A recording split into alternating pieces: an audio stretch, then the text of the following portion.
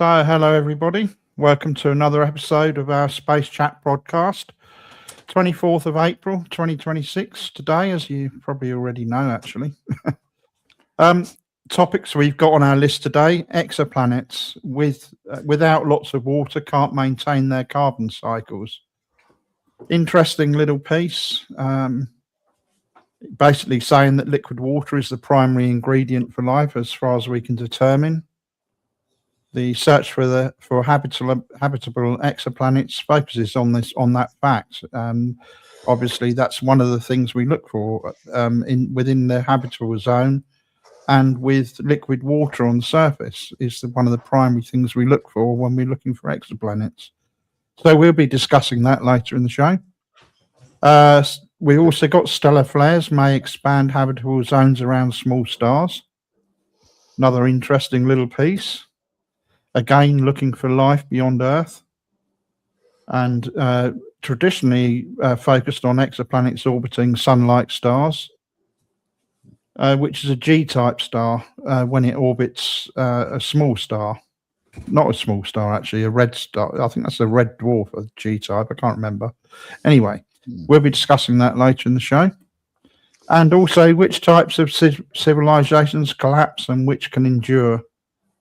Lots of different, obviously throughout human history, lots of different civilizations have existed. Some of them have survived, and most of them actually haven't.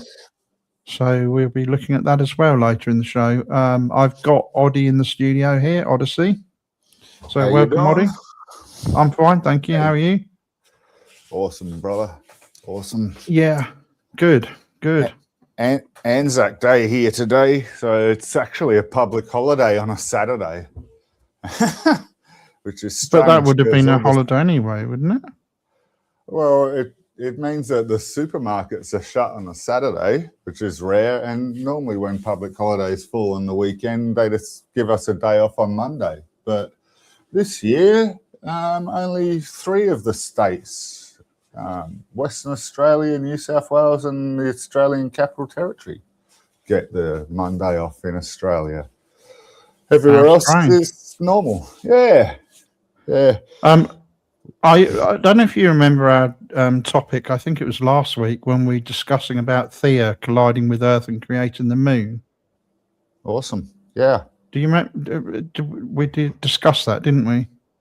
And that week or the week before, but yeah, recently. Or the week before, yeah, recently. And I saw this picture, and I thought that was quite fitting. It kind of reminded me of that collision with Theia.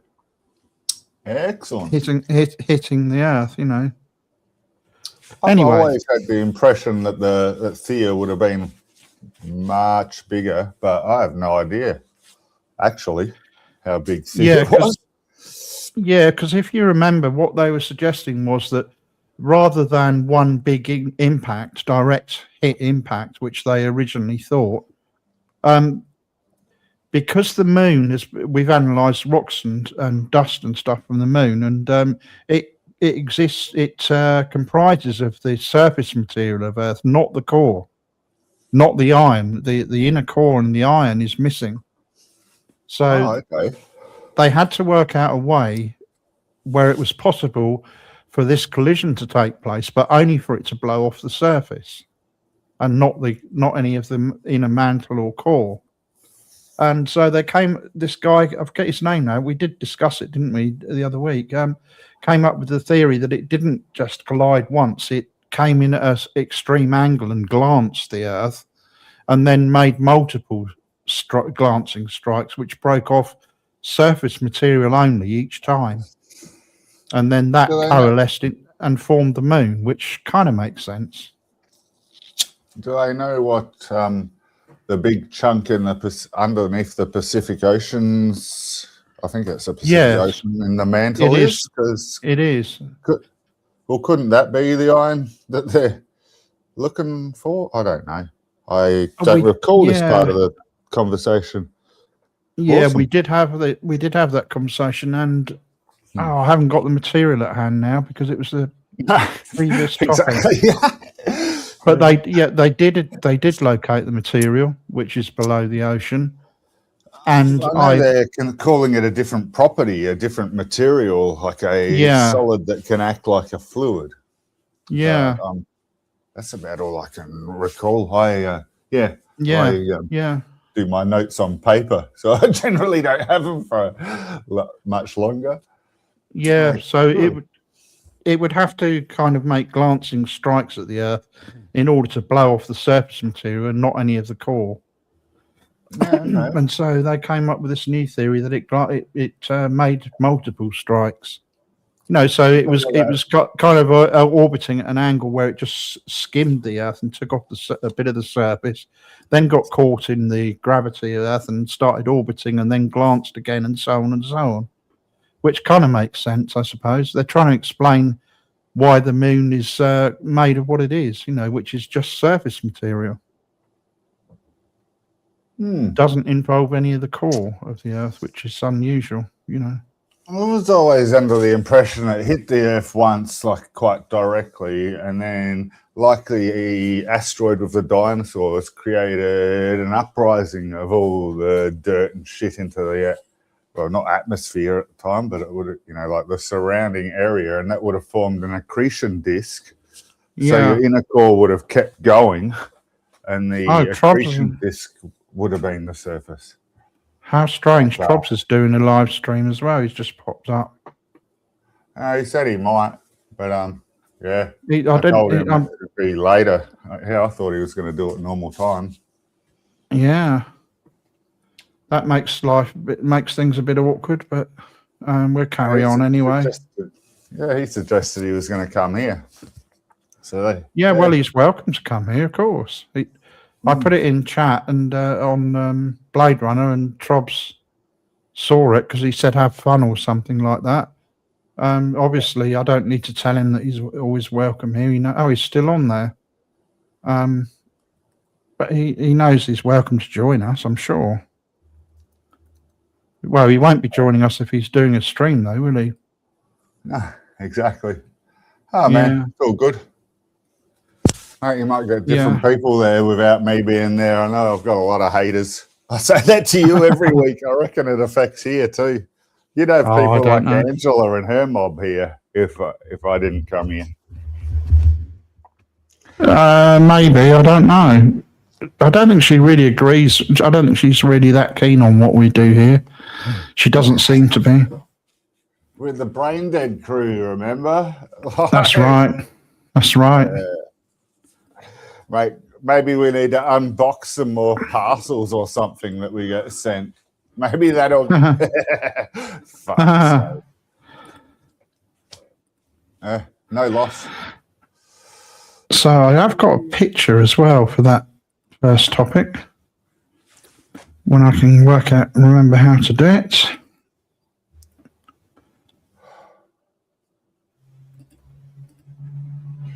Exoplanets. There we go. Cool. Not quite cropped perfectly. I always check that because a lot of these images I get aren't cropped very well, and that's just 1 pixel out on the bottom. But never mind. So we do have that. I didn't even notice till you mentioned it. Yeah, I have to be really careful, and I do check them. Actually, I think I did crop that one as well, but so I missed the cropping by 1 pixel probably. Ooh. Yeah, never mind. So are they exoplanets of our solar system, or are these just random generated pictures? Do you know? Of the well, that's not even our planet. Venus on the left, and 3 possible atmospheres on a recently discovered exoplanet, Galilee, perhaps 12b. Yeah, okay. But is that in our solar system, or is that different star systems exoplanets? Yeah, I'm not, I suppose if it's Neptune, it's going to be in ours, but let me bring up the full topic and we can have a look through it.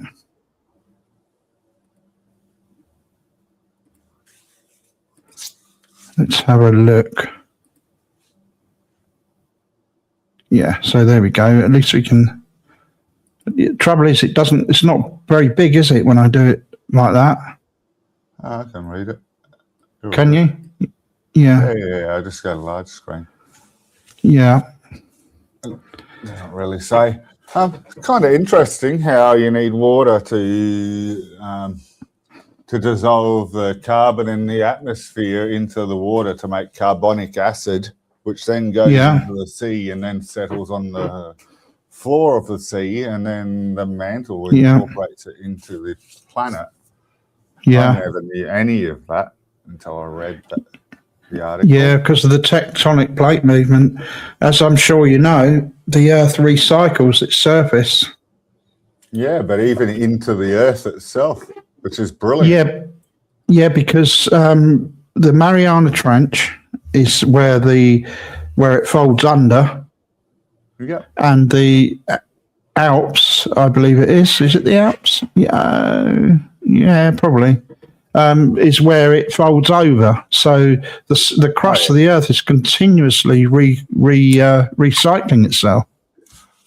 But how many people realise that that's a method of taking carbon out of the atmosphere? That's carbon capture, isn't it? Yeah. That's why they think, is it Venus you said in the picture? That's why they say that's out of control and really, really hot. Yes. Yeah. Yeah, cool. That's Venus on the left of that image, which you can't see now because I've moved the page. But yeah, Venus on the left. I'm still trying to work out what the other three are. That means that's a really slow process if it's going by tectonic plate movement. But yes, long enough time, very slow. Possible. But on the on a galactic, on a universal scale, it's still nothing, is it? 10,000 years, a million years, 10 million years, a billion years, nothing, is it? In the life of the universe. Pity that we need a faster method at the moment, though. Yeah. And we're all going back to fuel and shit like that rather than green technology because of this fucking war. I know. Yeah, we've gone backwards, haven't we? No, mate. We're going backwards. We're already at points where if we didn't stop now, we're going to lose vast resources like glaciers and all this kind of shit that are controlling thermal temperatures of the ocean and all that. These take vast amounts of time to repair, if they're ever going to even repair. And we've just fucking increased oil usage tenfold. Yeah. Boo. So, hi, Mal. Mal's there, is he? Yeah. I was looking in that article. Hey, Mal. Yeah. So, well, there's hope in 100,000 years. Yeah. I don't know what the let me see. Recycle.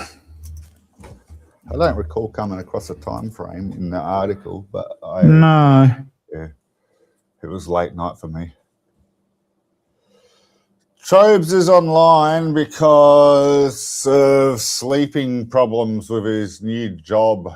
So he wasn't going to do a stream, but we were on Blade Runner earlier and he said, I might do one. And we got the impression he was going to do it at normal time. Because we did tell him that he's most welcome to come here. And he said, I don't do the science stuff. But then I said, well, it's only like that for the first bit. And then it's generally unstructured like yours, Trobes. And he goes, oh, okay. So, yeah, got the impression he was going to join us. Which sucks. Yeah. Sorta. Yeah, so it makes things a bit difficult in a way, doesn't it?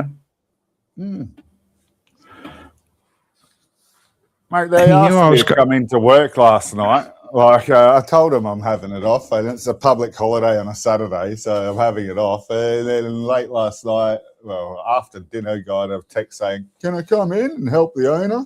So I said on week one, no, to the manager. which puts me on the spot. They're already trying to pump me for more, and they're not going to get it. I'm not going to let myself be burnt out. I'm already doing a lot for this company, and I've only just started. Yeah. Sorry for butting in then. That's all right. I was looking through, looking for a timeline. I can't really find one that's accurate, and it doesn't tell me what I want to know. No. It tells me that 4.54 billion years ago, formation of Earth and molten surface, but and so on and so on. But that doesn't tell me what I want to know. Like, how long would it take to recycle a part of the Earth? So I'm taking fleeting amounts of carbon dioxide each rotation of the mantle, I'm guessing. Yeah. I would say it's going to be tens of thousands of years or more. Yeah. Mate, it's moving at fingernails pace, the tectonic plates. So, yeah. Millions, perhaps even billions. I don't know. It can't be billions. They've only been around for 4.8 billion. So, yeah, you're looking high. You're looking in the millions on. Well, 4.54 billion years ago, the Earth's surface was molten. But it was still molten for a large period, like beyond. Yes. That. It would have been. Yeah. But then it didn't have the atmosphere. Well, it had an atmosphere. It's just not the carbon cycle that we're talking about. There was lots of shit in the air. Yeah. So that's the Ure cycle. Quite interesting. That the carbonic acid and the carbon and all of that. Quite interesting.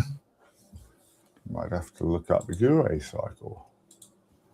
Urey. Yeah. I don't know if I'm pronouncing that right, but that's all right. It gave me urea cycle. I typed it incorrectly too. It gave me urea cycle. I don't need to know the urine cycle. I wondered if that might happen. Yeah.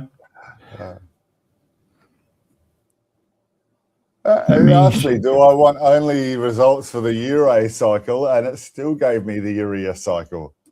Did it? Yeah. So Google Chat doesn't get it. No, I got it straight away. Lucky. Yeah. Carbonate silicate cycle, otherwise also known as carbonate silicate cycle. I might type that in. Yeah, carbonate-silicate cycle.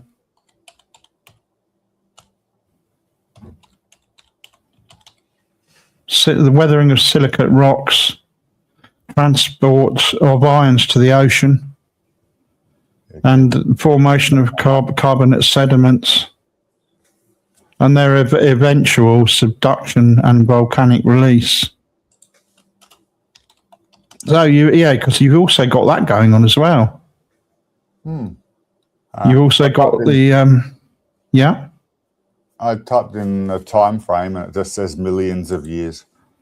Yeah, would be, I think, because I don't know what the rate of movement is, but it's very slow, isn't it?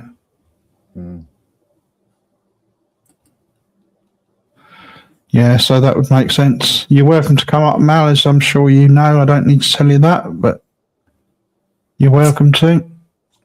So where did we get to? The carbonic silicate cycle operates over long time scales, typically spanning millions of years. This cycle is crucial for regulating carbon dioxide levels in the atmosphere and thus influencing global temperature. The process begins with the weathering of silicate rocks, which release ions like calcium and bicarbonate into the environment. These ions then travel to the ocean, where they react with dissolved carbon dioxide to form calcium carbonate and other carbonates. This transformation is a natural process that stabilizes the concentration of carbon and silicon in the atmosphere, creating a feedback mechanism that counters short-term positive feedback from water vapor and carbon dioxide. The cycle's time frame is influenced by various factors, including changes in sea level, topography, lithology, and vegetation, which affect how much land is exposed for weathering. Yeah, cool. I learned something new last night, brother.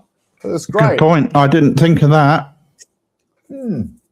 I didn't add that into my equation. I didn't even consider that. The level of forestation obviously affects how much the surface weathers.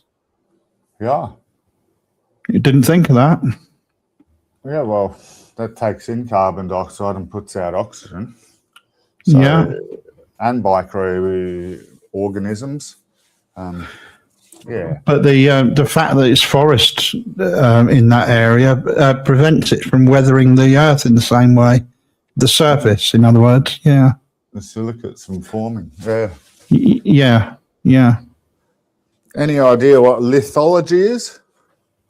No. Yeah, same. No. Unfortunately for desert, Google everything.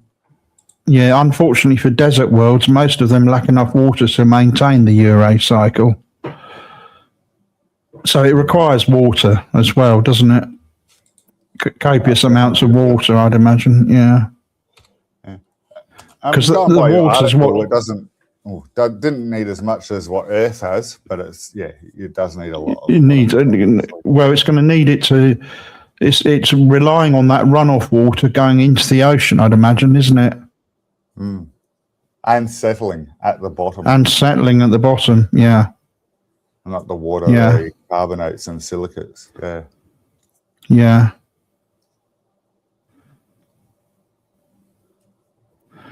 So the conclusion of all of that anyway is there's a graph there as well, which means very little to me without spending quite a lot.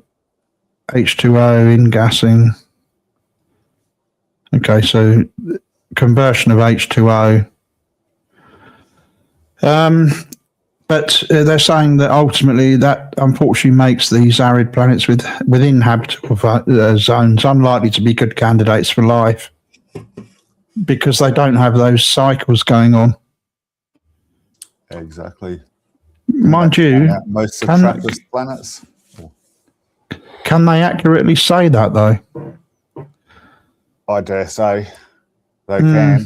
It makes a lot of predictable sense. Yeah. They're saying what I like about science. Our prophecies we can actually calculate and show via evidence, whereas yeah, and we call them predictions rather than prophecy. But I'll say no more. Yeah, so they're saying that an arid planet could still support the important Ure cycle.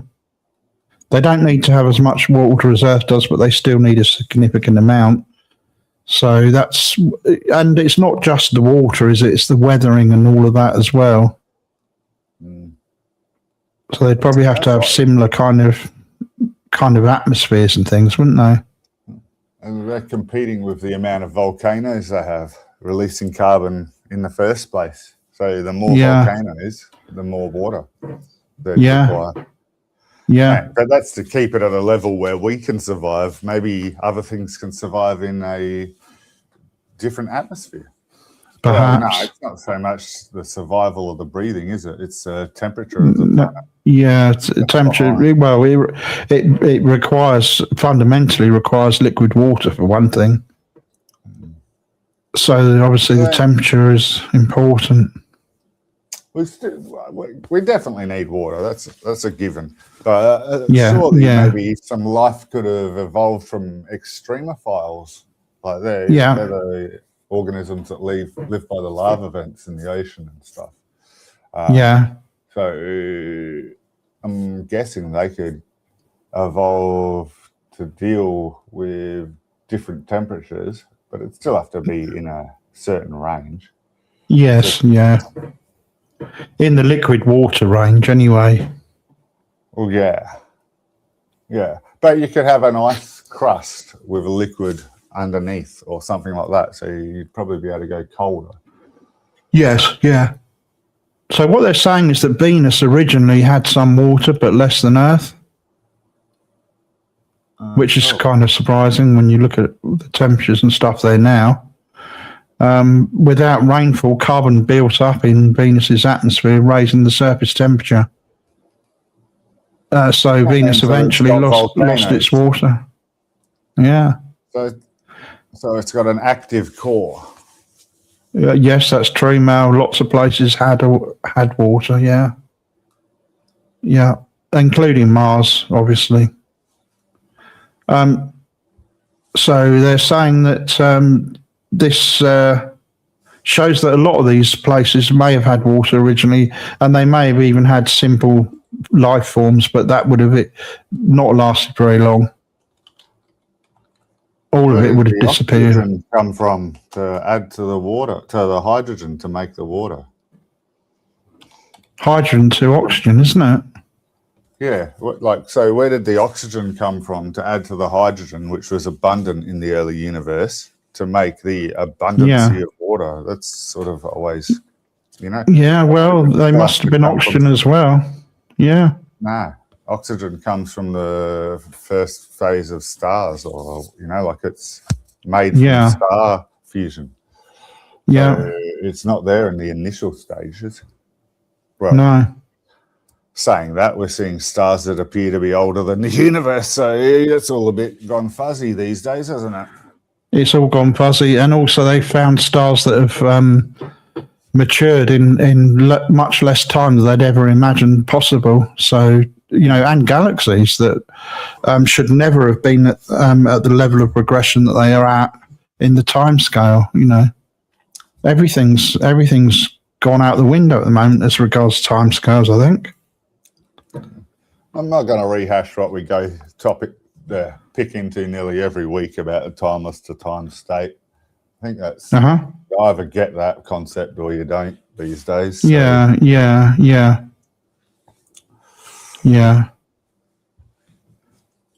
I believe there was always a form of time. There was never timeless. It may not have been 1 second per second, but it was definitely cause and effect forever. So there could definitely be your large stars and your large galaxies prior to what we call the Big Bang. The issue is that the Big Bang hypothesis still says it all comes from the size of an atom. Yeah. That means everything that we see, all matter, all energy, all dark matter, fitted into that size of an atom at one stage. And I don't have a problem with that, but it wasn't matter or energy as we know it, or time as we know it, but it was all there, including time. Yeah, most of it's frozen, Mel, you're right. Mars being a good example of that. They found, and the moon for that matter, quite often on these distant planets, when I say distant from our sun, a lot colder than ours, they find frozen water at the poles. The moon is an example of that, and Mars is an example of that. So, although it's got no atmosphere, the moon has still got water trapped on its surface, or just below the surface, more likely. In a permafrost, what they call a permafrost, same as Mars would have a permafrost. How much water does Mars have? It would have, fuck all, surely. I have no idea. No, there's actually quite a lot of water stored at the poles in permafrost. I don't know how much, yeah. And of course, it had an atmosphere very similar to Earth at one time, liquid oceans and rivers and lakes and all of that. It's still got, I think, 0.1% oxygen in the atmosphere to this day. It's not all gone. Just 99.9% of it. And Mars is known for its dust storms. You can't have a dust storm without an atmosphere. I don't know about, didn't know about oxygen levels, but fuck, who cares? It's not enough to keep us alive, is it? No, certainly not. we need microbes and biology to turn it from carbon dioxide into oxygen. Yeah. There's a way of making oxygen, but yeah, that's well and truly after the stars I was mentioning earlier. Like you need it. Yeah. You can't have the microbes and the fauna without the water in the first place. So yeah, they had to be a different method for making water oxygen for the H2O. Yeah, I've finally found my macro. I haven't used these for years, so I have to try and remember the trigger for them. Anyway, there you go. There's the Mars atmosphere for you. Cool. Argon is quite an unusual constituent, but it's there. So And there's still a tiny amount of oxygen. Yeah. Still a tiny amount of oxygen. It's actually 0.1%. Yeah. Well, with that much nitrogen, you'd think that like fertilizer, you'd think that they'd have lots of plants. You think, yep. And yet there's none. No plant life's been discovered. You need water. They did find a rock, the rover, this week or something with lots of organic molecules in it, but nothing. Yeah, I saw that. No cells yet. Andy has entered the studio. I don't know who that is, but we'll say somebody. Cool.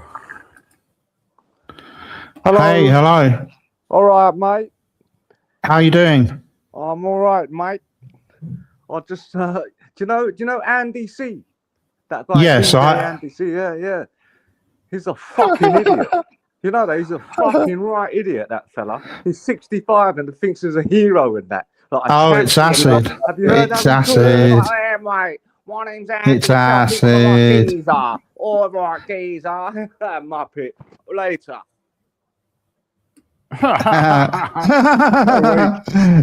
That's funny. I love how he comes on and rips into the Brits. Doesn't he live in Britain too, or UK? So. He does. Yeah, he's in London. He's so weak, isn't he? Like, that's not going to having a whinge. Like, he'd struggle to scare a 5-year-old. Do you know what I mean? That's pathetic. You gotta laugh. Right.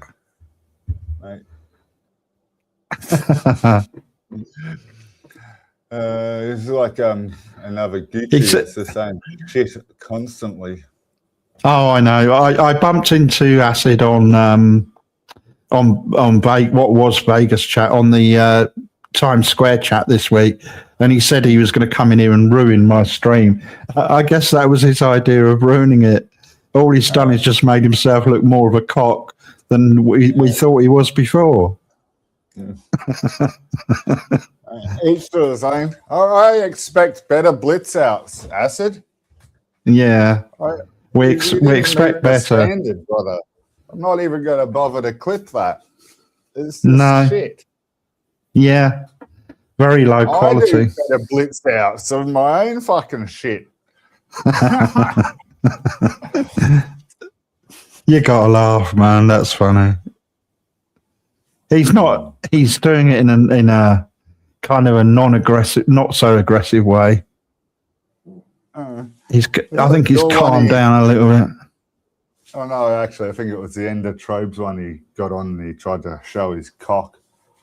But yeah. Oh, did he? Trobe's blanked him or whatever. Or had his finger on the button to do it. Lime tea. I don't know what that is. Is that just normal tea with a splash of lime, or is that like a brand like Earl Grey? I'm guessing that's probably not good for you. Maybe you're talking about the other sort of lime. I don't know. Yeah, acid needs some lime. Yeah. Cool. Okay. You can only laugh. I mean, it's pathetic, isn't it? And this has been going on for years. I have this effect on some people. They hate me forever. It's crazy. It's Holmes shredded the fuck out of him, and he's just gone to the UK. That's right. He's been into you and Mal ever since, and Holmes, obviously. Yeah. Home did all the groundwork, I think, to be fair. Yeah. And rightly so. The guy And deserves because it. You can tell by the way he reacts. Yeah, because I talk to Home, they can't stand it. Oh, yeah. It drives them crazy. But the funny thing is, imagine going through your life with all that hatred inside you and, feeling the need to come on here and disrupt it and things like that, to anything to try and get back at me. It's hilarious when you think about it. But even the kids at school that got bullied, they did the same sort of shit. They were the ones that couldn't let go and move on. So they got bullied again. That's right. It's like them, isn't it? Exactly. So that's why we keep it's the same thing, isn't it? Yeah, that's right. He's not going to get any respect all the time. It's like that. But yeah, I do think he's calmed down somewhat to what he used to be. Well, he knows it's not having an effect. Yeah, that was quite weak, wasn't it? Yeah. It's given us, 3 minutes of conversation about him being a dick, but that's about it. It is childish, Mal. You're quite right. Yeah. Yeah. Coming up, Mal, we're going to go into the second tonic in a minute, I think. Go and have a look at that one. I had a really good chat with you and Trobes last week, Mara. It was one of the best streams I've been on for a while. That was fucking excellent how we just kept pausing the video for less than 10 seconds. I did listen in on that. Yeah. It took us hours to get through fucking 10 minutes of video. I agree, Mal. I agree. We definitely won. But I did learn stuff. I was definitely not always right. And yeah, I'm not going to go into details. Yeah, he had a few good points, but yeah, we won by majority rules. Yeah, we kept anticipating ahead. That was the problem. I think you did it as well, Mal. I can't quite remember, but yeah, because we were pausing all the time, we were, presupposition. That's a word I'm looking for. Yeah. But I've listened to his shit before, so it was really hard to not talk about the shit that we knew he believed on the other hand, though, for him being an atheist, what was he doing? He was kind of playing the part of a believer kind of thing, wasn't he? It's sort of. He was fighting for the argument being incorrect more than the theism or atheism. Yeah. And a lot of the times a few devil's advocate, he was like playing devil's advocate to the religious people in a way, wasn't he? Supposedly that was the idea, I think. But when I suggested that we review his William Lane Craig's argument on a stream, he was all, cool, and then realised, I'm going to be in the theist role, aren't I? Yeah, that's right. That's right. Yeah. Which made it more exciting to go ahead and do. So no. So from his point of view, quite a difficult thing to do, because obviously that's not what he believes in at all. No, he wasn't actually on the theist side. It was the argument of this particular theist is correct, even though I still don't believe in God or in religion. Yeah, that's right. Yeah, that's right. Better title analysing WLC. I don't know what's WLC, Mal? William Lane Craig. Oh, right, yeah, got you. Yeah, that's who the guy was, yeah. It's just too annoying to have to type that in every time you're in chat. Right, yeah. Comment. Takes up too much of your time when you're trying to get out a quick message and chat. And I must admit, that's the first time I'd ever heard of that person. I never heard of him before. Oh, he's famous. Yeah, he's been around for a while. I'm amazed that it seems like Trobes is just getting into him. Yeah. Yes, yeah. Yeah, exactly, Mal. Phil Bro. I love that term. Where'd that come from? I got it from the deconstruction zone. So Okay. allegedly Ian or Justin from DZ, which is Yeah. I can't remember, deconstruction zone debate. Deconstruction zone. Yeah. And Dr. Blitz. I've heard of him. Yeah.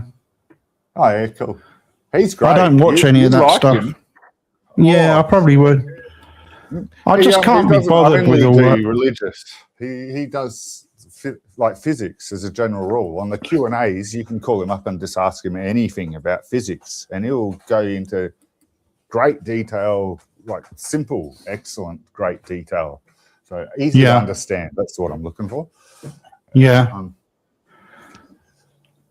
I tend to not do the conspiracy type stuff, whether it's interesting or not. I tend to not get involved in it, because when I get an idiot on there who's like in full conspiracy mode, I just can't stand it. Yeah, I've noticed WC's still getting to you, brother. I noticed. I can't do that. Yeah. Mate, I don't think he's a flat earther, mate. Like, I'm pretty certain he isn't. Yeah, who knows? He's religious, though, isn't he? That was the purpose of the argument, wasn't it? Or the debate? Well, I'm not even certain. He's never fought with me on religion. Not once. No. He'll use it. Well, no, I don't actually even think he's used it in his explanation for the firmament. But that's where it comes from, obviously. So if he believes in the firmament, then he's flat earther, isn't he? Oh, I don't know. I haven't actually tested that. Flat Earth is basically all religious, or generally all religious. That would be interesting. I don't know the correlation between those, whether there is any, whether they would be religious people or not. I don't know. Perhaps I think it becomes a religion anyway. The way they talk about it, it's almost like a religion, isn't it? It says here that over half are religious. Okay.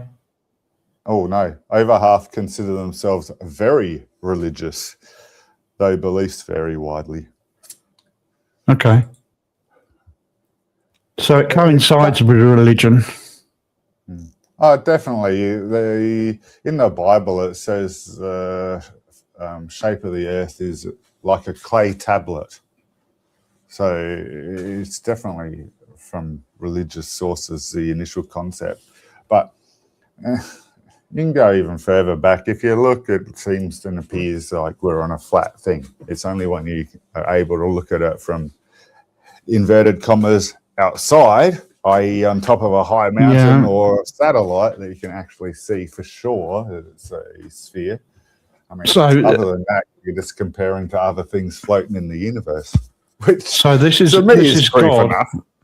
So this is God who supposedly created everything, who's saying that Earth is shaped like a clay tablet, when they would know perfectly well that it's spherical because they created it. So that blows religion out the water on its own, doesn't it? To me, it does, yes. Yes, it does. But, I think rationally, so and critically. Yeah, I'm having a shot at the theists, but, mate, the fact is they don't have what's called evidence for their argument. No. They have collected assertions written in a storybook, passed down from father to son and mother to daughter, etc. Well, I always have that argument with people. How could you reasonably expect a story like that to be passed down through multiple generations, translated between Greek and Hebrew and God knows what else, and exaggerated by each generation? You know that there's going to be exaggeration included in that. i.e., walking on water, and all the magical things, turning water to wine, and all of these things. They're all going to be exaggerations. What are the chances of that story ending up anything like the original at the end of it? But Andy, there were 500 witnesses that no one has a single name for, brother. No, And the yeah. closest witness to Jesus was between 30 and 70 years after his death, when most Right. people lived for around only 30 to 40 years at that time. That was the average lifespan, wasn't it? Yeah. That's one hell of a game of Chinese whispers, or telephone, I think it's called, over Yeah. your part or America. No, Chinese whispers. Yeah. Yeah. Yeah. That's full on. And they you've and only they got to expect play accuracy. You've only got to play Chinese whispers for 5 minutes to find out how inaccurate the method of humans passing on information is. Oh, but this is important. This was Jesus's views and teachings. They cannot be inaccurate. The Bible is inerrant. Fuck off. If the Bible is inerrant, why do you say that honey badgers, or no, rabbits chew cud? Rabbits don't chew cud. There's a contradiction in reality. Cows do. Book. Yeah. Cows do. Yeah. And sheep, I suppose. Rabbits chew cud. And therefore, that's error in a book that's not supposed to have errors. That's right. Cud is grass, isn't it? I think it's just, regurgitated. Because they've got the multiple stomachs. They chew cud, then regurgitate it, and then it goes, I don't know the exact process. Yeah. But it's the regurgitated grass that then gets redigested again. Man, they've got 4 stomachs. Does that mean they got 4 esophagus? I don't know. Surely not. But then rabbits tend to eat flowering plants and fruit plants, don't they? And things like that. Yeah, we've got a rabbit. Vegetables, Yeah. Mm.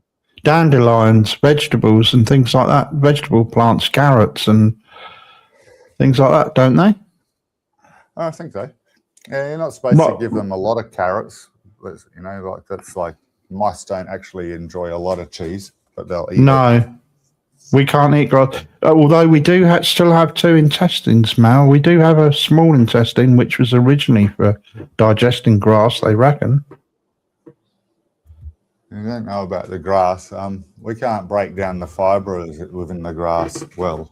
And the large intestine's mainly just to draw more water out of shit. Yeah.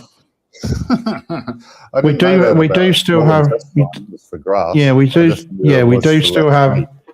We do still have the remnants of being able to eat grass. Apparently, we have quite a long digestive system, whereas like cats have a short digestive system. That's why they can tolerate off meat and all that kind of stuff, and only eat meat. Yeah, and dogs are in between.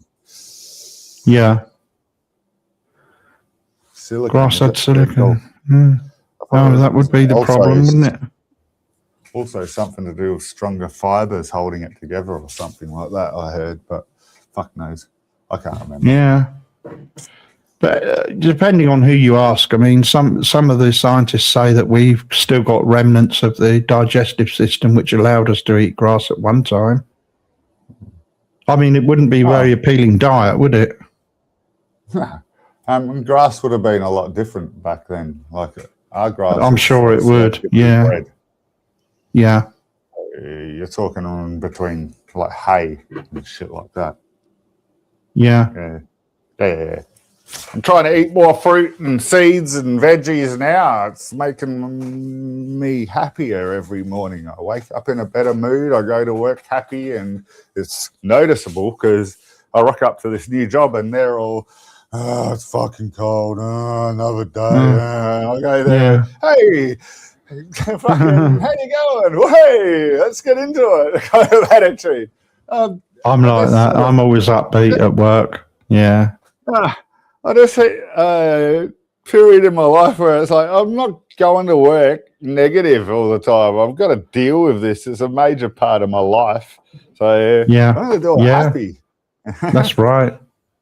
They'll just I always do that gone to with my it. boss. I always say to her, "Hello, Penny, how are you?" And she always says to me, "You're always positive when I speak to you." I said, "Yeah, I always try to be positive. No point in being negative." Yeah. Yeah, I've gone through a lot of shit. I don't need it to be there forever. No, there's no point in living in a state of misery, is there? You might as well be happy. And when you break it down, there's not really that many reasons not to be happy, are there? As long as you can survive and what have you, there's no real reason why you shouldn't be happy, is there? It comes down to, do you want to carry that baggage or not? Yeah, well, Traumas and issues from the past. Do you want of to be course. at the forefront of your future? No, Not yeah. me. Like, I've probably got another 30, 40 years. I'm not fucking wasting that shit. Now I've taken 50 years to realise. Yeah, that's right. Yeah. Yeah, I'm always positive. I try to be. Well, I am. I'm usually pretty happy. Officially. I mean, you just, like, I was going to say backing down, because... Yeah, kind of backing down, accepting the other person's argument and just backing away from it. Yeah. It also makes me separate from the person more, which doesn't really work in a family situation. If you're constantly having to be the humble person. Yeah. Yeah. I mean, I agree. There's times for being humble. But... Oh, yeah. Sorry, Mel. I only just read the end of your sentence. It sucks. Yeah, I agree. I wouldn't feel comfortable always being the humble person, but always being the compromising person. Yeah, but on the other hand, that sort of keeps the peace, doesn't it? Yeah, but in a way where it makes me think less of the person. So yeah, that's right. You will do. Yeah. Yeah. I think you need to discuss it and come to a mutual understanding at the end, or whatever, like, depending on the topic, obviously. Yeah, and it's possible that could build up over time. Like, you could eat humble pie several times over and then explode one day when you've had enough. Yeah. It could build up, couldn't it? Yeah. I got a feeling that would happen with me. Yeah, I could see that happening. If in my situation, I would probably see that happening. I'll only take so much. I do have limits. It's probably why I'm here alone. Yeah, and why I'm here alone. Yeah, but that's fine. Wallaby pie, yum. I was told yesterday that I was sad and lonely or something or other like that. Actually, I'm neither. I'm not sad. I'm very rarely sad, if ever. I'm usually pretty positive and pretty happy. And I don't even know what loneliness means. I can't even describe what it means. I don't experience it.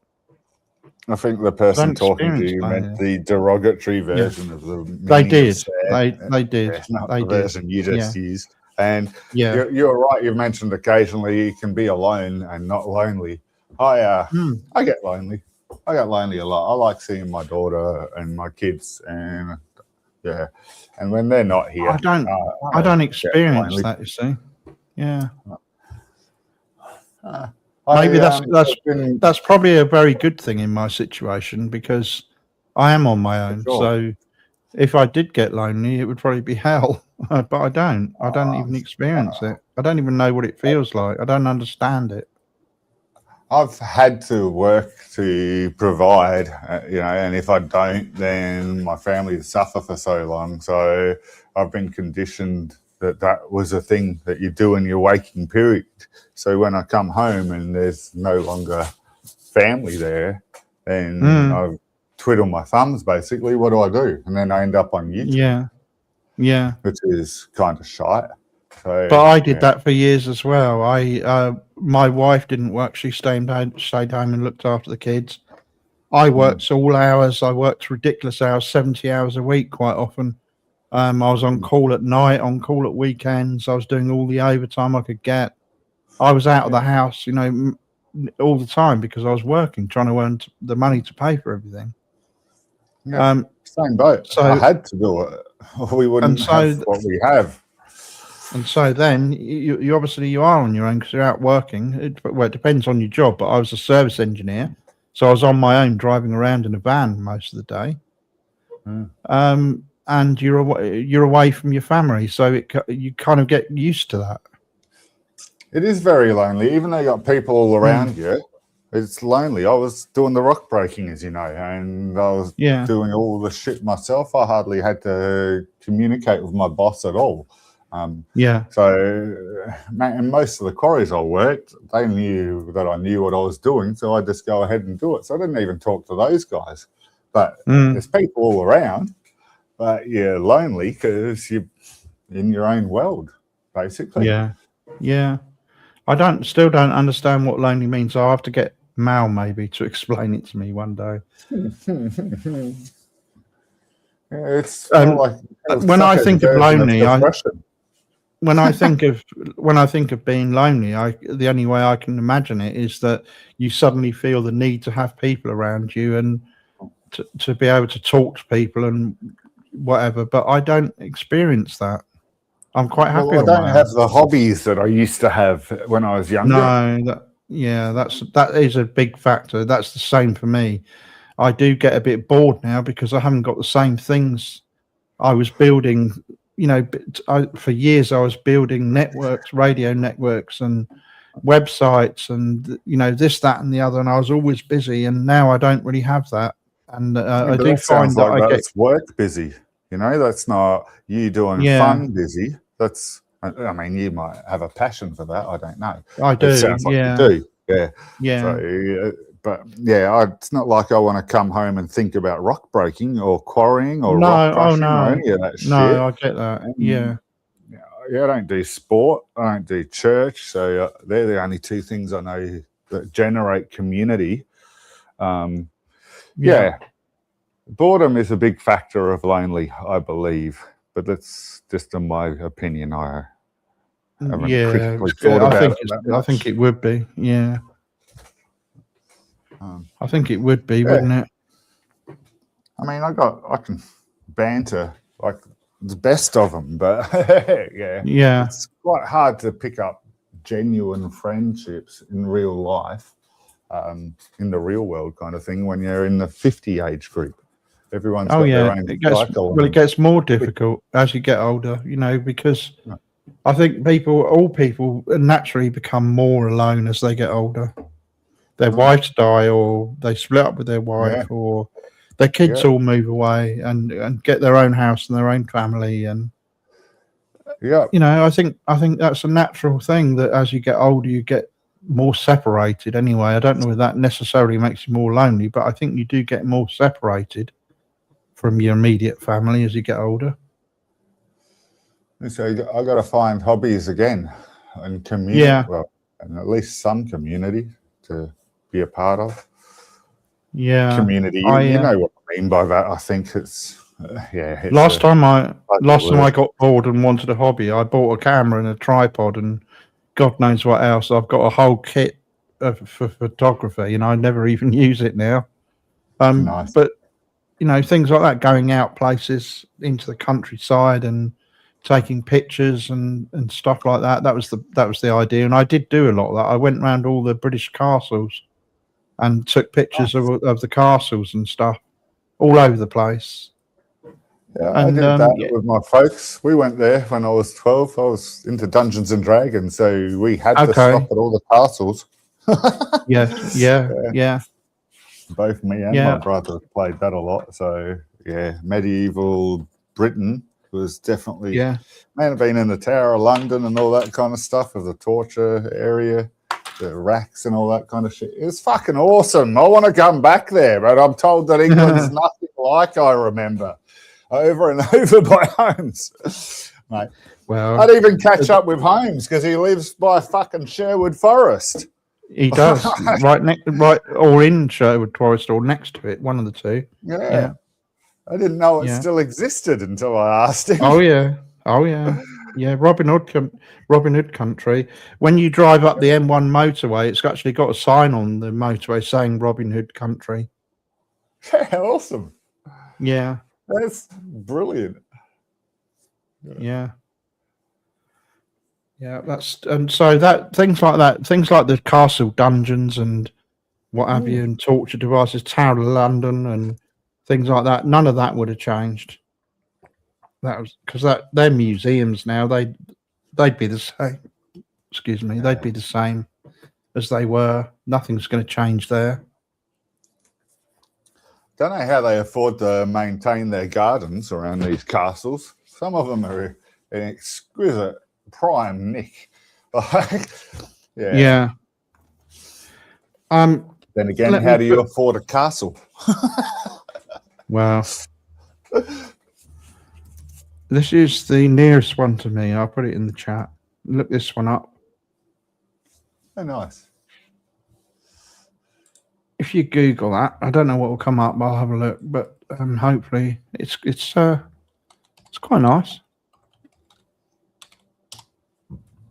Pardon me. Nice picture there of it. There's a keep. Oh, yeah. Got one, haven't you? I know. Yeah, okay. Ooh. Yeah, quite a nice one. I've done the tour there. You can go there and do the tour. Yeah, nice. As a 12-year-old kid, they got a bit boring, but yeah, did lots. Did a good 10, 11 tours of castles as a 12-year-old kid, and it was great. Yeah. But yeah, I preferred the torture dungeons and stuff like that. That's right. Yeah, being Dungeons and Dragons, I suppose you would, wouldn't you? Yeah, yeah, that's right. But yeah, all of that stuff's still there. British Museum awesome. And all of that stuff's, that none of that's going to change because they are museums. They'll stay like that forever, I suppose. I was told the crows of the Tower of London are actually ravens. Is that correct? Ravens. Yeah. Well, I don't know what the difference is, first of all. Neither do I. But I believe they were or are ravens, yeah. Yeah, okay. Cool. But that's probably only another name for a crow, isn't it? I'm not sure. Now I've got to type that into Google, don't I? Awesome. I know. I've got to as well. Is there a difference, first of all? Ravens are... so they are different. They're bigger, kind of. Yeah, but they're both in the same family, so we can understand why we get them mixed. So the difference really is size. It appears. Yeah. Beaks are quite. No, actually, even the beaks are quite similar. Yeah. So some people might call them a crow, and some people might call them a raven, I suppose. But pretty much the same thing, I'd say. Yeah, so I went all over the country doing that with my camera, going around all the castles and taking pictures and what have you. What did you do with the photos? Like, I'm assuming you did it to make cash. No, I just did it as a hobby. Yeah. Yeah, cool. Ravens are huge. Yeah. Ravens are so ravens are bigger than crows, but they look pretty similar, so it'd be quite easy to confuse one for the other, wouldn't it? Especially at a distance, I mean, where you couldn't get an idea of size accurately. They're very similar looking. Size being the only distinguishing factor, really.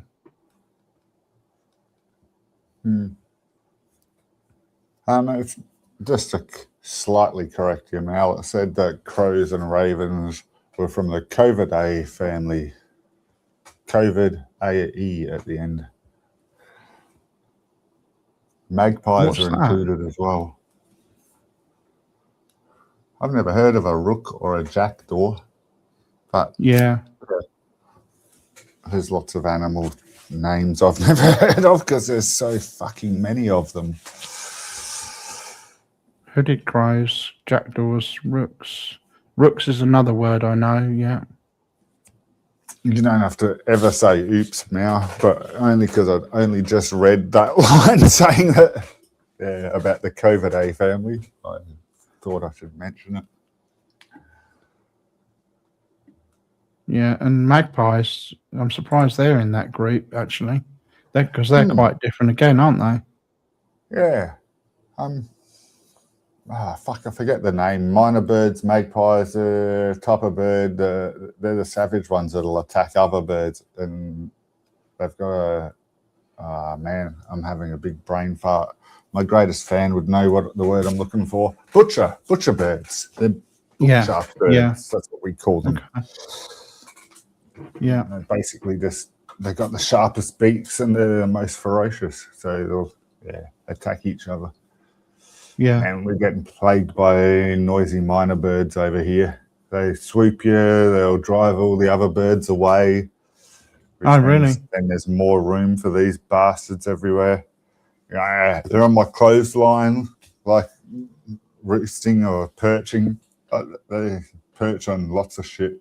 They're not just in the trees. Yeah. And they got the memory like magpies. So if you yell at them or whatever, they'll remember, and then they'll tell their family, and then they'll all pick on you and swoop you and shit like that. Wow, they're bastards. So what I see here, I've got a lot because I'm by the coast. Got a lot of seagulls here, and I can't stand those things. But anyway, apparently they go and steal the eggs from the crows in their nests. They steal the crows' eggs, and the crows never forget. Once they seem to recognise an individual seagull, and this is the guy that stole my eggs or whatever.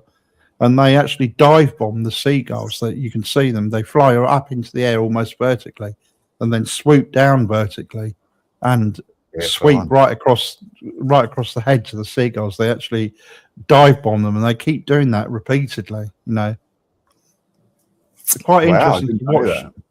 Yeah. The blackbirds attacking the crow. Not the blackbirds. The crows attacking the seagulls. Yeah. Because they've probably stolen the eggs from their nest or something.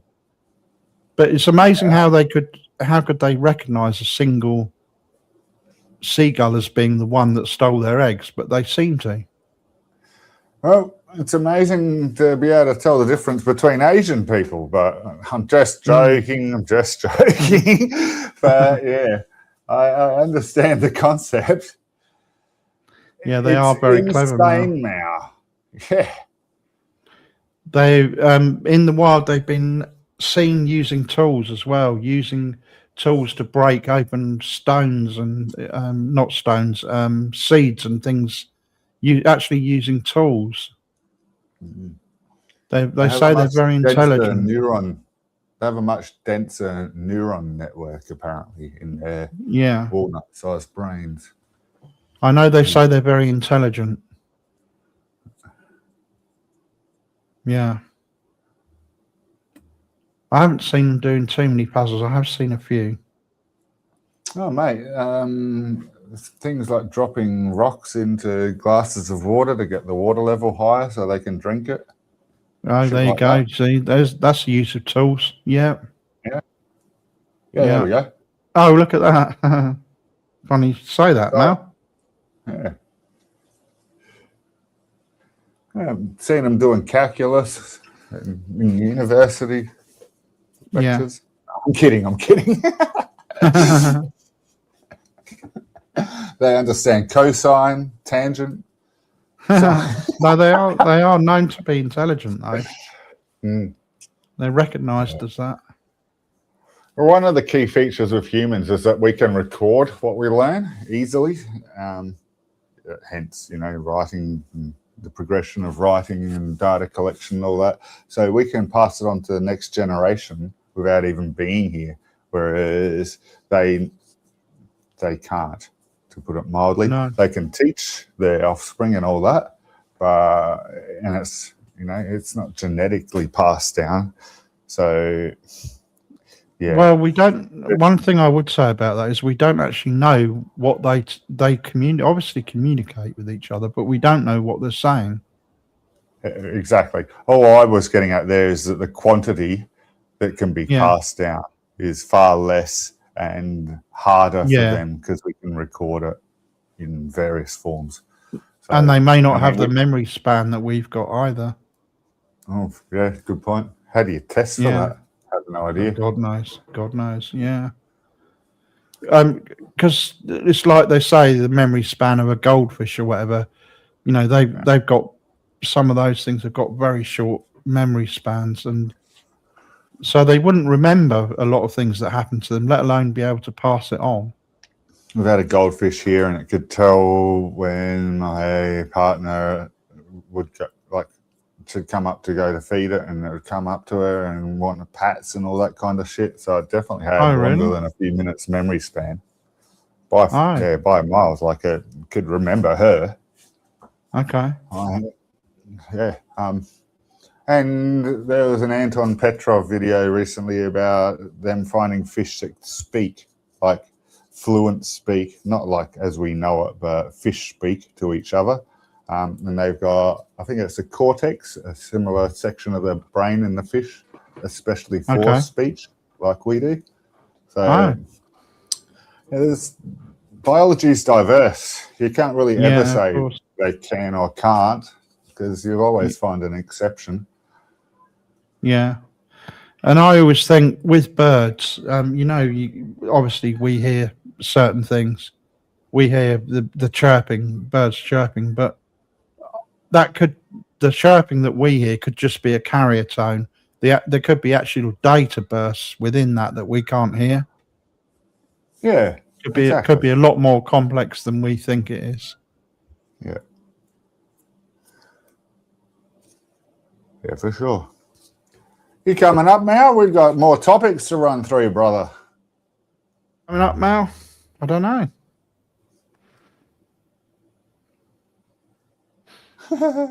We got two more, actually, haven't we? Yeah. We've kind of sort of covered one. That image that's on the screen, though, I thought that was quite ironic because it's almost identical to the one in the video that I watched.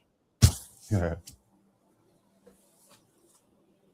Yeah, so I always imagine it now like what we hear, because human hearing's very bad, really. We can only hear 20.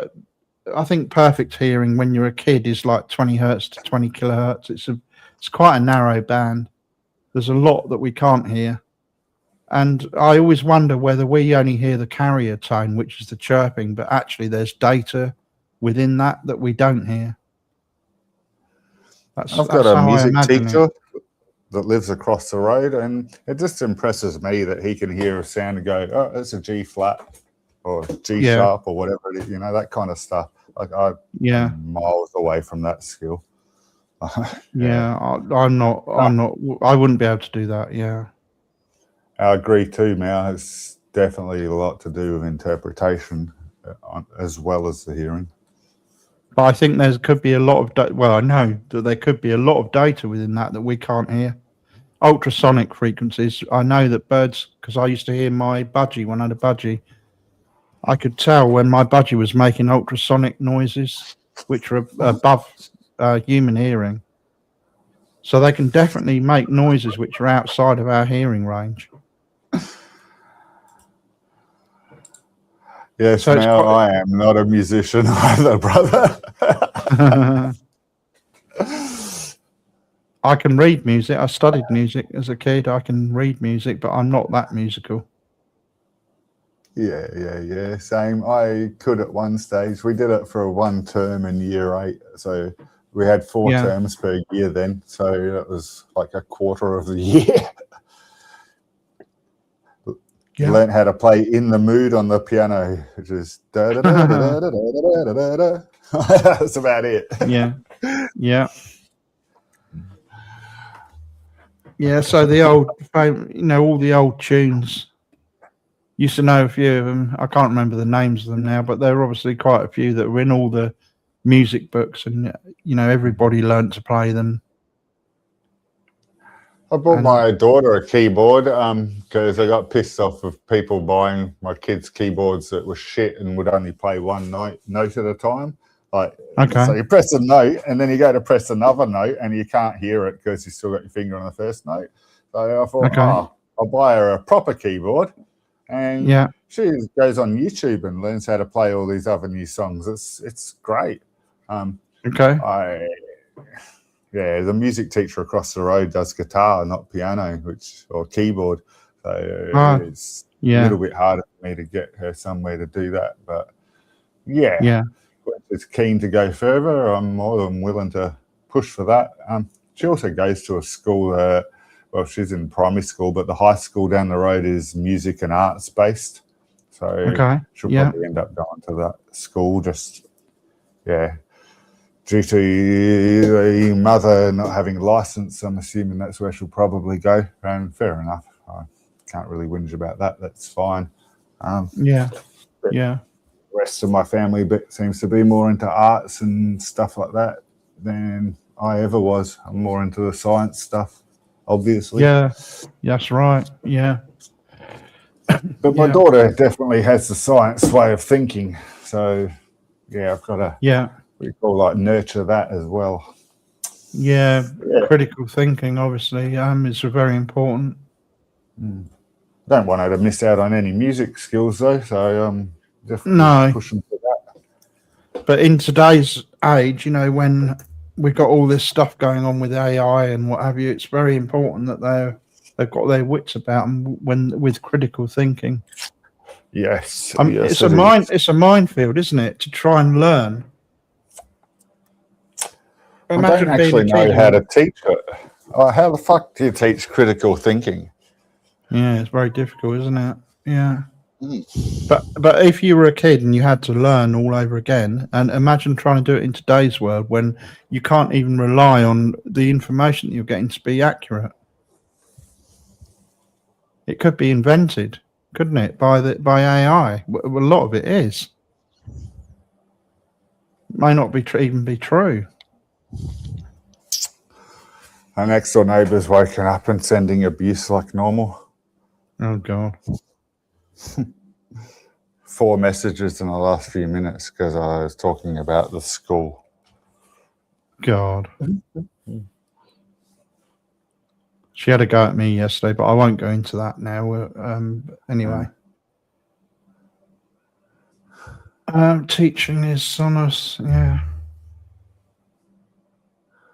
befitting age and mental ability, but it's a difficult thing now, Mo. I think learning in general will be very difficult compared to when we were at school, when we had all the books and all the information there and it was all considered to be accurate and that's all you needed to learn.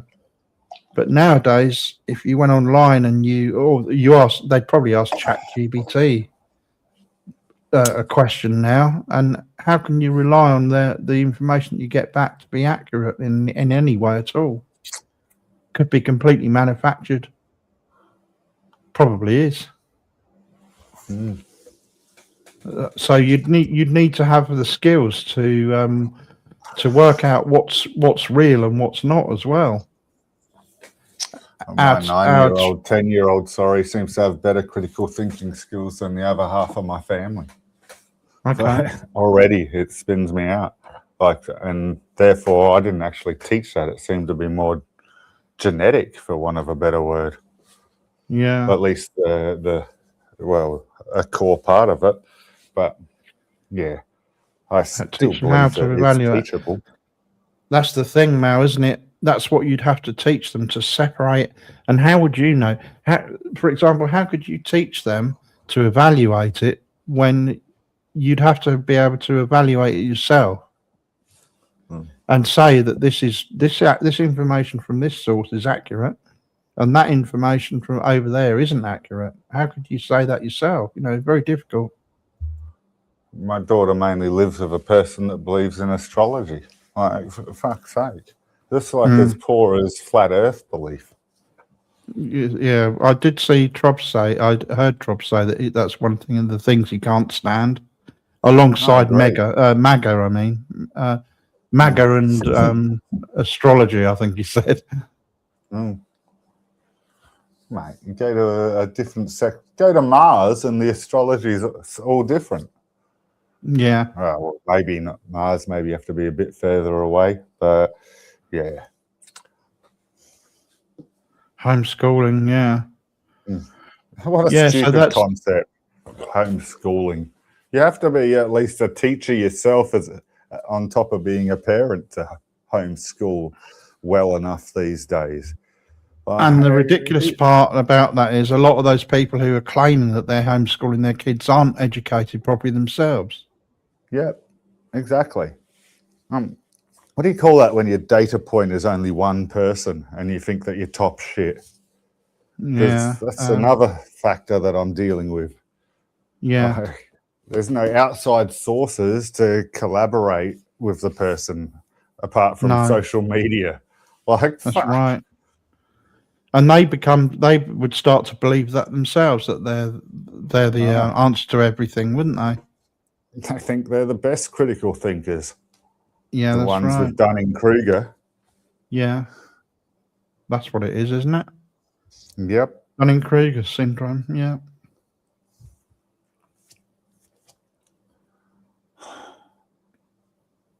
With the lack of outside sources. Little Miss Muffet thinks that I come here and bitch about her all the time. That's why she's in the background lurking and sending me texts. I just fucked her. But yeah. I mean, tell me I'm wrong. Like, show me that I'm wrong. Don't tell me that I'm wrong. I mean, like, I think it's pretty accurate here. I think it's crazy. The funny thing is, most of the outside sources that I verify agree with me. Yeah. It's not social media sources either. Yeah. So as a teacher, Mal, imagine, as I said, trying to teach somebody nowadays and pulling up information, and they, as I said, they probably use ChatGPT or something like that, or some kind of AI to get their information, and then you'd have to be able to discern which of that information that they got was accurate and which wasn't, and be able to explain why in order to persuade them. We use ChatGPT and shit like that, or the Microsoft one, whatever that is, Copilot. Yeah. But yeah. We're doing it differently. We're not asking it for opinions. We're asking it to draw up the information that we know is out there. That's fine. Like what we did recently, Are Crows Ravens? There's not much it can get wrong critically thinking wise when we ask it a direct question like that. No.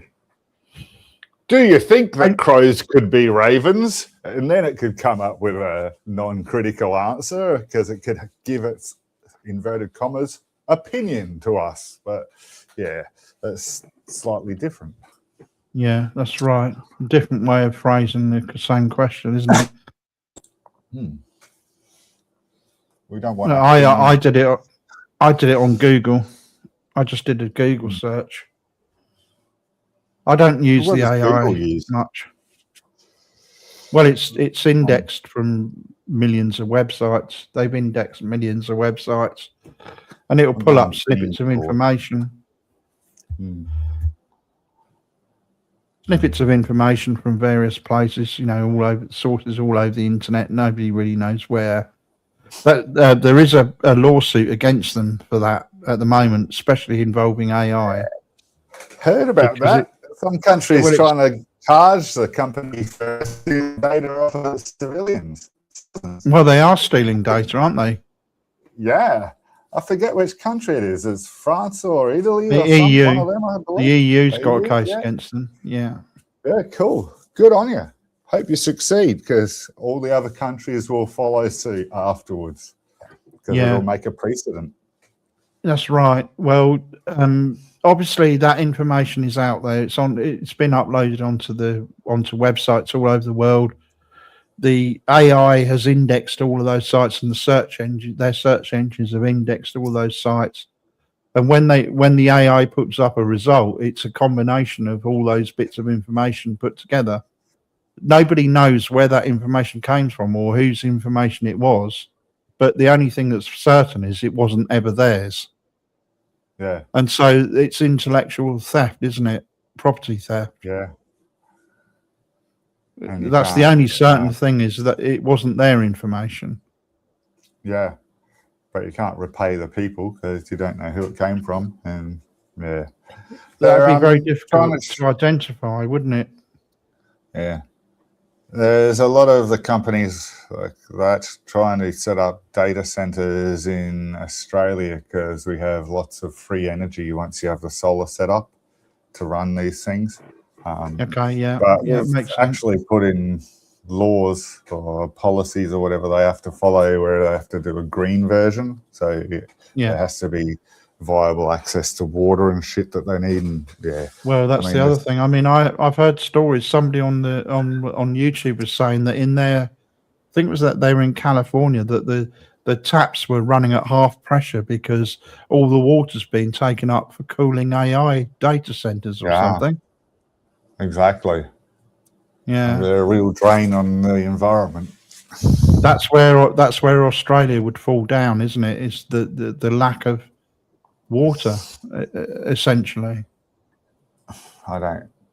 There's not so much a lack of water. It doesn't have to be drinking water. No, We've got basins of water underneath the land they can drill into. But yeah, they do, Mal. Yeah, and so do nuclear power stations that are supplying the energy for these data centers. They, I don't know how many nuclear. Let's just have a look. How many nuclear power stations are in the world? Thousands, anyway. And imagine that all of those nuclear power stations are all using the ocean as a coolant, which they are. And then the scientists wonder why the ocean temperatures are rising.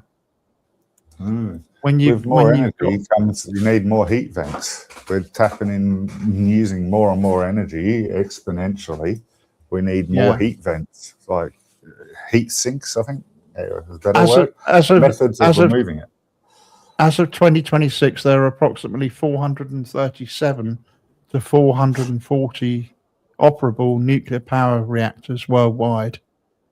Oh, wow. So not as many as I thought, but anyway, that doesn't change the concept, because you have to understand the amount of power that the amount of heat that they generate, and how much of that heat has to be released into the ocean and cooled, to cool the plant. Do you think we will solve this problem, or do you think we will die as a I think race? nuclear fission is the answer, isn't it? That's what they're working on. I think that will happen. They've come very close to it already. Yeah, but then you got bureaucracy, Yeah, which will delay that from becoming mainstream. That won't be mainstream for at least 100 years, right? As a rough as guesstimation, and I think in that 100 years we'll be all dead or cold to a very small amount, because, well, everything comes with costs. This higher heat, this means less food, less water, less less people everything. Yeah, surviving. yeah, Yeah, we won't all die out, because the 1% will make their bunkers that run off of air conditioning. Oh, yeah, that's right. So what is it? The salt water to water. Desalination. Yeah, Thank you. Desalination plants. They'll be running on these energy-using methods to stay alive, which is increasing the problem. But so that their 1% can live. Yeah. For what cost? They've lost all their clients to sell shit to, so they're not going to be the money-making giants that they. There's no once economy. There's a static economy, because those bastards don't spend any money, and all of their customers are dead. Yeah. So there's no. purpose? I mean, they've got millions or billions in the bank, but what good is that? Exactly. The It's outcome's a worthless. dead planet. Yeah.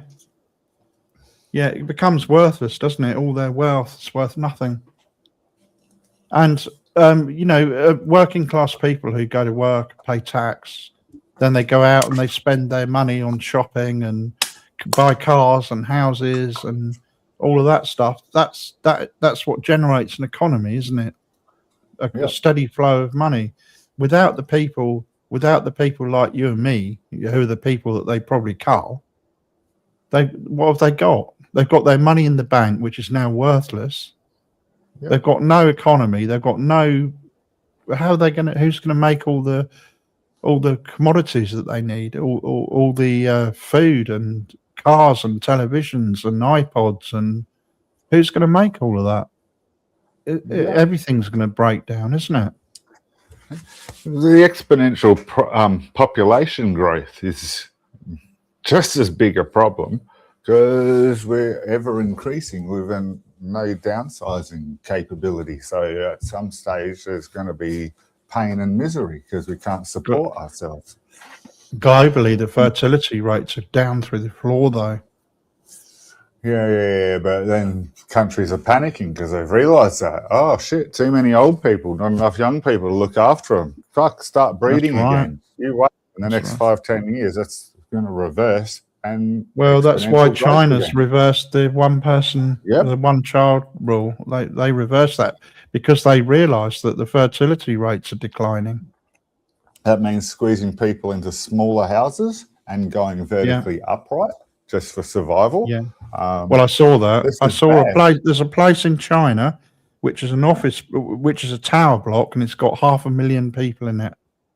Full on in one tower block. Yeah. Wow. And that's what's going to happen, isn't it? We need to not have children for a long time so the numbers drop.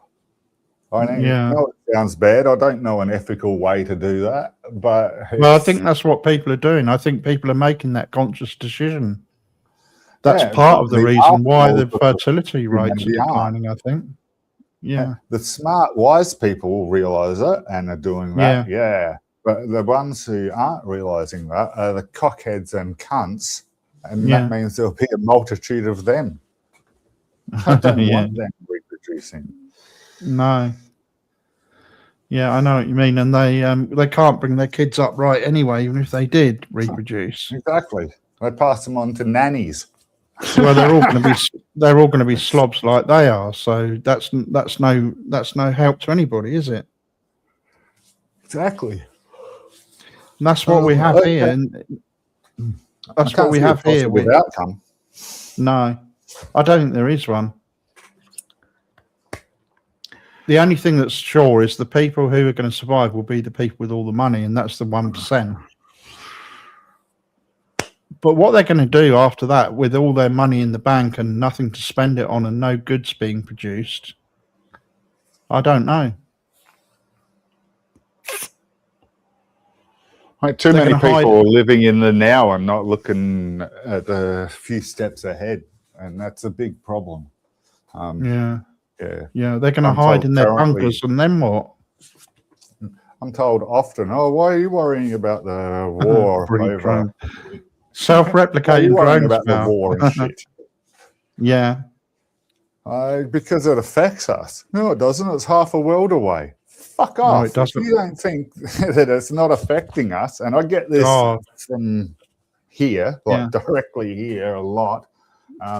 That would be hard to naive. It would be hard to not see that that's having an effect on you, wouldn't it? Oh man, I can hardly afford my mortgages now, and that's going to go up in price.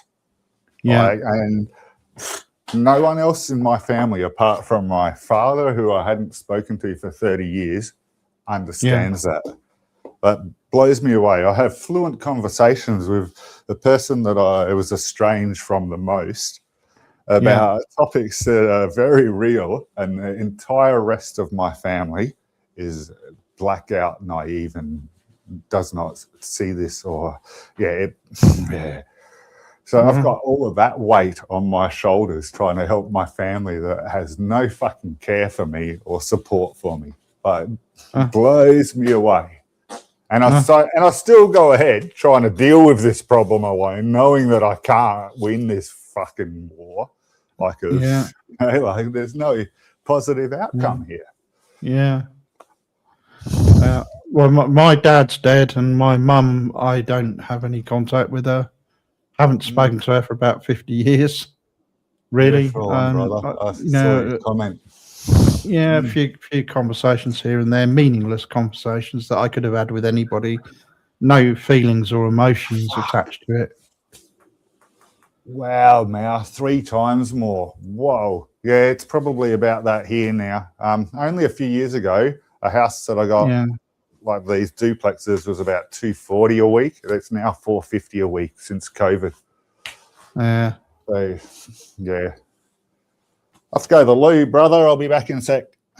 Okay, that's a good point, Mal, isn't it? The cost of renting now is horrific. The government need to step in and put caps on rent. It's getting absolutely ridiculous. How can renting a house be costing you more than buying a house? It's ridiculous. But it does in a lot of cases, doesn't it? In a lot of cases nowadays, you pay more in rent than you would if you had a mortgage. I think I probably do. I think I probably pay more rent than I would pay if I was buying the place. Second worldish, yeah, kind of is. Yeah, it's not good. Renting's not a good option anymore. At least I suppose if you own it, there's a bit of light at the end of the tunnel. But I'm too old to get a mortgage now, so that's not even a possibility. And I wouldn't want to do all that again. But it's just the cost of it, isn't it? Being so high on the cost of rent, it's ridiculous.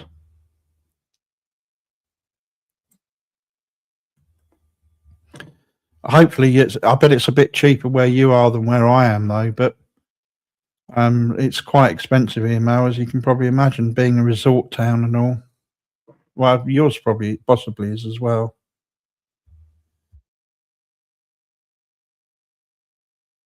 I don't know about yours, but this is a resort town, very expensive for rent. And to buy. Capitalist crap, isn't it? Yeah. It's all about them making money, isn't it? The rich people. It's all about the rich people making more money at the expense of the working class people.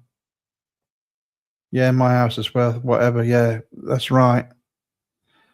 Yeah, that's all they care about now. It's just everything you look at is just rich making more money at the expense of working class people, isn't it? We're just there to make them more money. And the person you pay the rent to is probably making millions. They've probably got multiple properties. For example, one of the people I used to rent off, I don't anymore, but the guy who I used to rent off was worth 50 million. He had properties all over the town. He used to buy a property every month from the profits, all the profits that he made from these existing properties that he owned. He ploughed all that back in and bought at least one property every month and repeated the cycle. And he was worth about 50 million at the last count. The bonus is that the house value goes up generally, at least over here. Yeah, so that's right. You can use the equity of one house to buy the second house. And then, that's right. As long as you can meet the minimum repayments, wait a few years, and both houses have doubled in value since COVID. So in 5 years, I've doubled my money, and so you know what I mean. So if you keep doing that routine, the moment that they start going down in value, just sell a few, and then that's when you have free or the extra cash. Whereas none of my cash, I don't have any of. Like I can't touch any of it. It's all trapped in the mortgage. No. We've only got the 2. Yeah, but that's going to be my family's retirement. Yeah. So what he did is he bought a property, had it decked out, had it made reasonable, put tenants in it, and they started paying him rent. Then, if you imagine you've got 100 houses and they're all paying you rent, and you're making more money. He didn't have mortgages either. He did it all outright. Yeah. So you've got no mortgage and you've got all this rent coming in. So you accumulate that rent and then you just keep buying properties with it and doing the same thing, putting tenants in there and getting more rent. Yeah. Once you got the quantity, that's how you can do it for sure. Exactly. Yeah, Mate, all I've what ever it is. asked from the other half is the amount for the mortgage. Like Yeah, I know. I've never I had a asked conversation. fucking I won't rent. discuss it on. I won't No. discuss it on here, but I had a conversation with her yesterday around that. Yeah, and that's exactly what I said to her. Yeah. She has no fucking idea that she's getting the best deal possible by a mile. She thinks that I'm ripping her off. Yeah, sorry. Yeah. Not talking about Oh, no, Yeah, I owe maintenance. Yeah, maintenance is a fucking sliver compared to that. Yeah. Yeah, own the village. So he owned it. He ended up owning. We got a road here called Stocker Road, and it's all terraced houses, both sides. It's like, I suppose, Victorian style terraced houses, both sides of the street. So he ended up, as a result of these random buying houses and converting them to rented accommodation, he ended up owning one complete side of the street. Nice. Every house in the street on the left-hand side he owned. He sold the lot recently. He sold the whole row of houses. And Awesome retirement, brother. That was going to be my plan, but I had no assistance from my fucking he was family. already worth 50 million when he did that. Oh, okay. It's a no mortgages, so a great start. Yeah. It's actually quite possible to do. Well, at the time, rent was similar to the mortgage cost, so I just swapped from renting to owning. All I needed was to find a deposit, and that was pretty damn hard. I ended up I borrowed that from the folks, but yeah, and I still haven't paid that back. God, I was going to. How does that? How does that go just though? If you don't really speak to them that much, and you're not on. I am now. I Okay. wasn't for a long period, and I actually used that as a reason to initiate re-talking to him. Tell you the truth. Yeah. Man, I got kicked out for dropping 4 drops of oil on the driveway when I was 18, and then didn't talk to him for 30 years. Wow. Or 25 years, something like that. So Wow. So he was feeling a bit guilty, I gather. And all it took was a little bit of explanation. Man, I can either leave me as a slave renting off of other people, or you can help me get a house. Yeah. And he did. Okay. I was supposed to pay him back within 5 years, but the way things went, that was sort of impossible. And now he's like in his 80s, and it's like, just don't worry about it. I'll just take it out of inheritance. Like your brother will get a bit more. Oh, okay, fair enough. And from that small amount for the deposit, like I say, 2 houses have doubled in value. So it's a bit of a, I did the right thing. Yeah. And he sees it like that. Yeah. Just saw your message, Mao. Thanks, brother. I need to be told that often. I sort of, get swept away in the wave of arseholes by mistake. I've got to pull my head out of the fucking ocean every now and again and go, I'm not actually an arsehole like the rest of them. I'm still being told that currently, though. There's missed call after missed call. I keep hearing your phone go. I had quite a conversation with her yesterday anyway. Right, I was going to catch up with her and watch stuff on the TV and shit like that. I downloaded shit that she specifically wanted. Sorry, I keep going back. Try not to. She's actually. It's worked. That's all gone out. That's all gone out the window now, I suppose. I can hear. There's another one. Yeah. How can she hear you so clearly?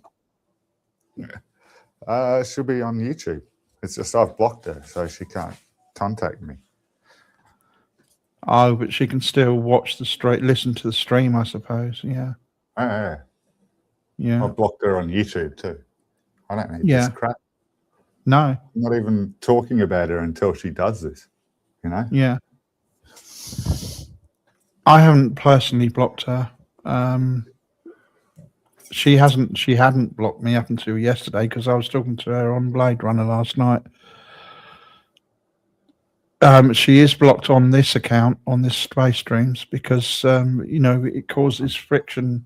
Well, it causes unnecessary conflict in the chat. We don't need all that, do we? Yeah, exactly. I'm just trying to ruin your stream, mate. That's all. That's right. Yeah, and obviously I don't want that. I mean, we don't get much support anyway. We get a few people, No, I'm here talking to a couple of my mates. This is my hobby, right? Yeah, if I fucking say something bad about her art, fuck, I get ripped to shreds. She's apparently allowed to trash my hobby. I know. I had this conversation yesterday, and I said that you might think that you'd be grateful that he's got friends and he's got something to interest him and to occupy his mind. You know that I would. You might think that was a positive, not a negative. Yeah. Apparently not. I've had my kids taken from me by her. Everything. She's trying to do it with my daughter. Yeah. Yeah. Next topic. Yeah. I don't know what to do. Is Trop still going? Yeah, him and Gads are on there. I may shut down here and you can go across the Trobs maybe. If you want, brother, it's all good. Easy. We can do those other two topics next week if you like, or at least. Yeah, I'll leave the topics as they are, and we can do them next week, or I'll find another one. Mind you, that first one was quite good, but we have covered it quite well, haven't we? Yeah, just replace number one. I Just believe replace number number 3 was good, but I fell asleep while I was reading the. I literally had the phone in my hand in bed, and I fell asleep to it. Yeah, it's all good. It's all good. No, brother, Okay. excellent, man. I always enjoy catching up with you, and yeah, It's good, wasn't it? Yeah, always interesting. Always find something I to don't talk know about. about the future because they're really pushing. What's happened at work is they've just started doing concrete crushing, and now that I've rocked up and I've started moving more material and got their crusher going harder and faster, there's lots of other companies that do similar around. So all their customers are coming to us because we're basically an in-out, see you later kind of company, whereas the other place, there'll be a big queue to get over the weighbridge and it takes like 20 minutes just to get onto site, then to get to the place and then to get off site takes an hour, whereas we're in and out. So all the customers from these other places, now that they see that we're actually functioning, are coming over to us.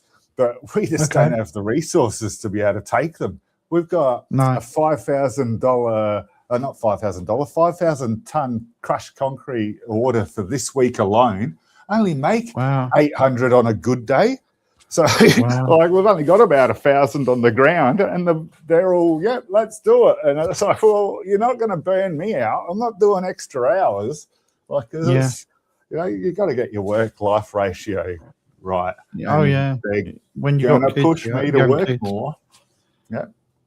So I've been trying to get them more efficient, which is what I've been doing for 2 weeks, and I've done that well. But because they know I can, they want me there doing it more and more and more, and that's not going to work. We had a dust problem yesterday, so we had to stop crushing because of dust. That means I can't make their 1,000 a day that they need for this 5,000 in a week.